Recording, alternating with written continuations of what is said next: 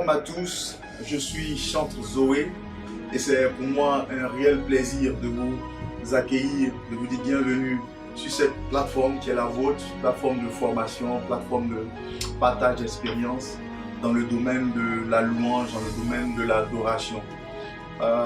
Vous l'aurez compris, la louange est en train de connaître une sorte de boom, une dynamique, une expansion, un mouvement, je dirais, qui est inarrêtable, un mouvement qui ne dépend plus de quelqu'un qui est au-delà de la volonté humaine. C'est un élan qui n'est pas fortuit, c'est un élan qui a été prédit, qui a été donné comme une prophétie dans la parole de Dieu. Et ce que nous voyons cette saison, où vous allez constater sur les réseaux sociaux, vous allez regarder même dans la rue, vous verrez des affiches avec des programmes qui ont trait à la louange et à l'adoration. Des programmes qui au passage sont encouragés et que nous encourageons. Vous regarderez sur les réseaux sociaux, vous verrez un mouvement du monde de la louange. Que ce soit ici en Côte d'Ivoire, où nous tournons ces capsules, ou partout ailleurs. Nous avons des amis qui chantent un peu partout en Afrique, en Europe, et nous pouvons percevoir ce désir, cette soif de pouvoir entrer dans le mouvement de l'esprit, le mouvement actuel de l'esprit qui est celui d'édifier vraiment la louange. Je disais tantôt que ce mouvement est quelque chose, cette saison est quelque chose qui a été prédit dans la parole de Dieu. Nous allons prendre comme texte de base pour cette capsule 0, texte de base Acte 15 au verset 16. Acte 15 au verset 16, je lis la parole de Dieu. Après ces choses, je retournerai et je réédifierai le tabernacle de David qui est tombé, et je réédifierai ses ruines et je le relèverai en sorte que le résidu des hommes recherche le Seigneur et toutes les nations sur lesquelles mon nom est réclamé, dit le Seigneur qui fait ces choses. Amen. Que Dieu bénisse sa parole. Donc, dans ce passage, le Seigneur est en train de nous dire qu'il arrivera un temps, et je pense que ce temps est déjà arrivé, il arrivera un temps où il viendra lui-même par son esprit rebâtir le tabernacle ou la tente de David. Pour nous, ce tabernacle, cette tente qui se réfère à David est la symbolique du ministère authentique de la louange.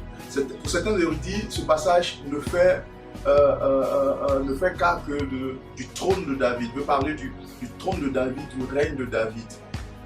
Nous allons plutôt, pour notre enseignement, considérer le tabernacle de David comme le ministère de la louange. Étant entendu que parler du règne de David, des expressions aussi explicites comme le trône ou comme Sion sont utilisées par la parole de Dieu.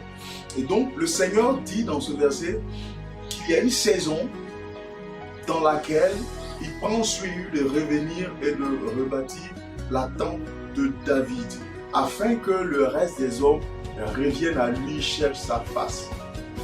Amen. Et nous voyons que le mouvement de louange que nous pouvons apercevoir maintenant, que nous pouvons constater maintenant, est en parfaite harmonie avec les Écritures. Je parle de ce mouvement, bien sûr, comment est-ce que cela se manifeste, comment il est manifesté, on pourra en dire dessus, mais de façon générale, le constat par rapport à la dynamique de la louange est vraiment en accord avec les Écritures.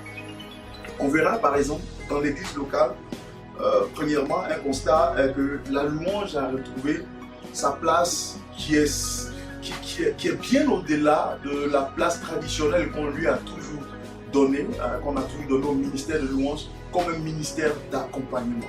Le ministère de louange a été perçu pendant longtemps comme un ministère d'accompagnement qui accompagne dans le service ou qui accompagne certains autres ministères. Ce qui n'est pas faux, mais au fur et à mesure qu'on avance dans le temps, on se rend compte que le ministère de la louange prend une forme qui lui est propre.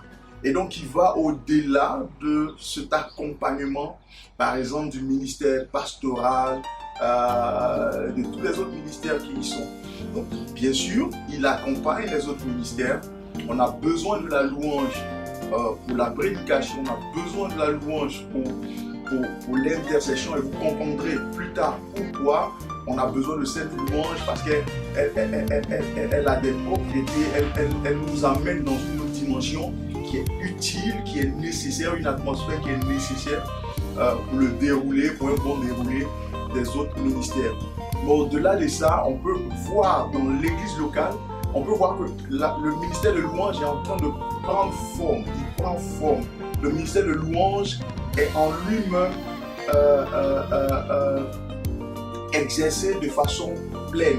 Vous verrez que des églises locales de plus en plus ont des programmes du genre veillée de louange, veillée d'adoration.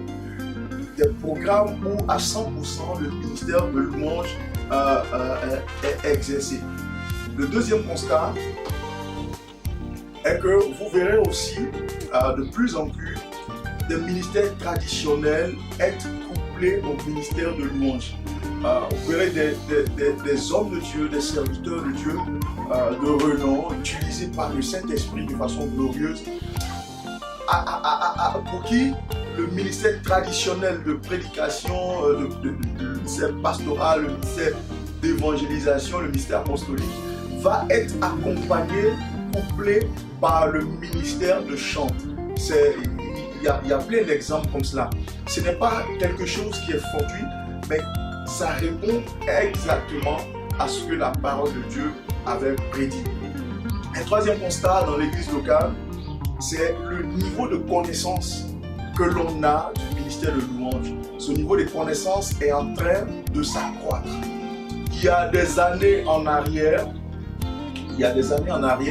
un peu plus loin que cela, on avait juste quelques écrits, on avait juste quelques exposés, on avait par moments quelques séminaires dans les églises qui donnaient de comprendre, mais je dirais de façon vraiment sommaire, ce ministère de louange. De façon sommaire, vous comprendrez, lorsqu'on va dérouler cette série d'enseignements ensemble, et je la veux interactive, c'est-à-dire que vous pourrez sur la page Facebook où cet enseignement sera dispensé, vous pourrez poser toutes vos questions pour pouvoir avoir réponse dans les capsules qui suivent. Et donc, vous verrez que la connaissance du ministère de louange est en train de s'accroître, est en train de devenir plus profonde. Il ne s'agit plus juste de dire louer, on loue Dieu pour ce qu'il a fait. Et on adore Dieu pour qui il est. C'est pas faux. C'est vrai.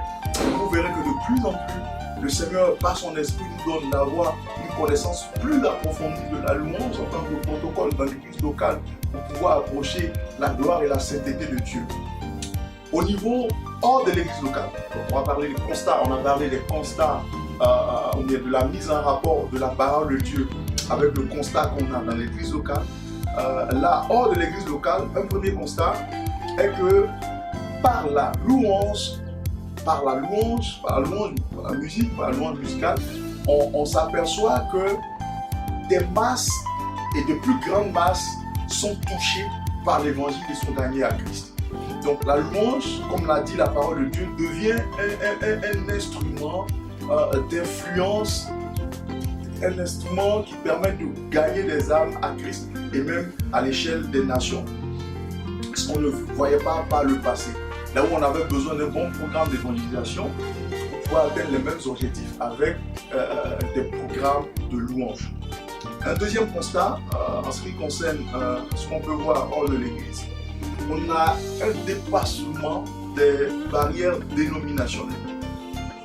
Et on va vers une sorte d'unification du corps de Christ, en tout cas par la louange. C'est un langage qui devient un langage commun. Vous verrez à un concert de louange, par exemple, il n'y a pas de dénomination, il n'y a que des adorateurs, des personnes qui sont assoiffées de la présence de Dieu, des personnes qui lèvent les mains vers le ciel, indépendamment de leur dénomination, et qui adorent, qui louent le grand Dieu. Donc la louange en dehors des îles locales nous permet, ce réveil-là nous permet de constater une forme d'unification, un dépassement des barrières dénominationnelles. Le troisième constat est un rapprochement même qui va au-delà des dénominations, qui va un rapprochement des nations, des continents, ainsi de suite. Il y a des chants de renom. Et la Côte d'Ivoire, qui est mon pays, accueille chaque année plusieurs chants de renom internationaux qui viennent pour pouvoir ensemble louer Dieu. Donc vous comprenez que c'est un instrument de rapprochement en dénomination, mais c'est aussi un instrument de rapprochement à l'échelle des nations et même à l'échelle des continents. Je vais m'arrêter là pour cette première session. À partir de la session 2, nous allons commencer à entrer dans le vif du sujet pour savoir qu'est-ce que c'est que la louange. On en parle, qu'est-ce que c'est que la louange, qu'est-ce que c'est que l'adoration. Et je voulais vous rassurer, cette série de formations se veut assez pratique. Donc il ne s'agira pas juste de dire il faut faire, il faut faire, il faut faire, mais il s'agira de dire voici comment on fait, voici comment on fait. En conclusion, donc, pour ces temps de la fin dans lesquels nous sommes, soyons attentifs au mouvement de l'esprit. Dieu veut faire beaucoup de choses par la louange, Dieu veut faire beaucoup de choses par l'adoration. Et je crois que ce mouvement de louange sera un mouvement où le réveil que nous attendons, c'est le réveil qui sera impulsé par la louange. Ce réveil-là sera véritable et durable quand la majorité des églises locales, la majorité des chrétiens va intégrer ce que c'est que la louange au niveau personnel. Que Dieu vous bénisse et rendez-vous à la session